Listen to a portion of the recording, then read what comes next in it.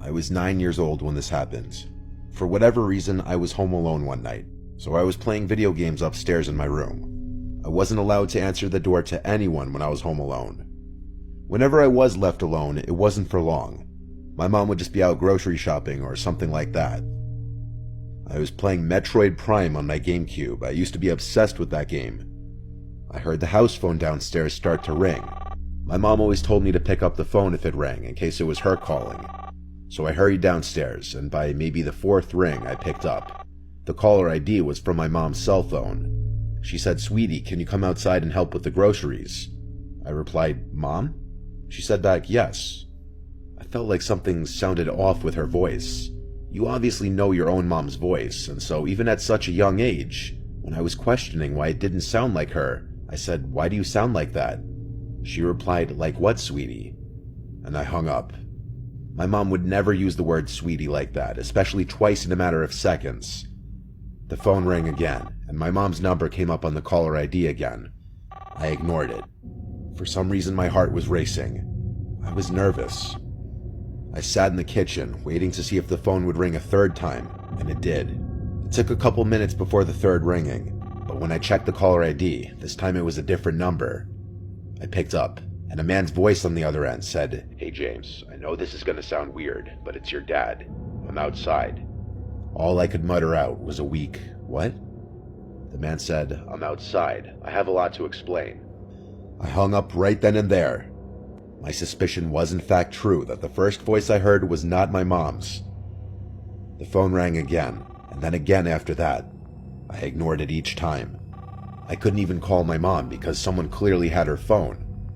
Then things took a turn for the worse when there were knocks at the front door. This went from a "someone has my mom's phone" situation to a "someone is outside the house" situation. My mom would not be knocking on the door. She'd have a key, obviously. I peered around the wall of the kitchen to look at the front door. I heard a man's muffled voice on the other side saying my name. He was saying, "It's your dad." He rang the doorbell, and then I heard him start attempting to open the door. I did something that no 9-year-old should ever have to do, and that was grabbing the phone and calling 911. The 911 operator asked me what I imagined to be some pretty standard questions, most importantly telling me to wait in a bathroom or other room with a lockable door until the police get there. The bathroom is on the first floor of the house. I hid in there with the lights off. Whoever was outside came to the window and tried pulling it open. I heard their entire struggle. Then they must have moved to the next window.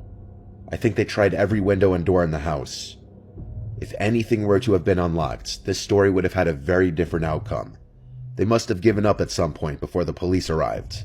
And I say they because clearly there were two people involved in this, a man and a woman. They both could have been out there for all I know. The operator told me that the police are at the front door now and it's safe to go meet them there. Only when I opened the door to the police was when I hung up the phone. They did a quick investigation inside and outside of the house and asked me where my mom was supposed to be and if my mom knew anyone who might want to hurt us. I'm sure I said I thought she was grocery shopping or something, and not that I know of. My mom returned home with my little sister in a panic when she saw the police cars out front. My mom's phone was stolen, which was already clear. I'm sure that our address, home phone number, and other personal information was stored somewhere on the phone, easily accessible, though how they knew my name, I'm not exactly sure. Something on my mom's phone must have given it away. It was an old Nokia flip phone. Who stole it was a mystery. But my mom's phone background was a picture of her with my little sister and I.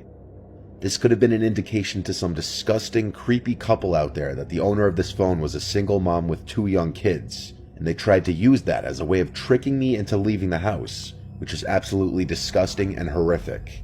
The phone must have been destroyed after the failed attempts at trying to lure me outside. Things were a little different after this. My mom wouldn't leave me alone anymore at night. Not until I was a few years older, at least.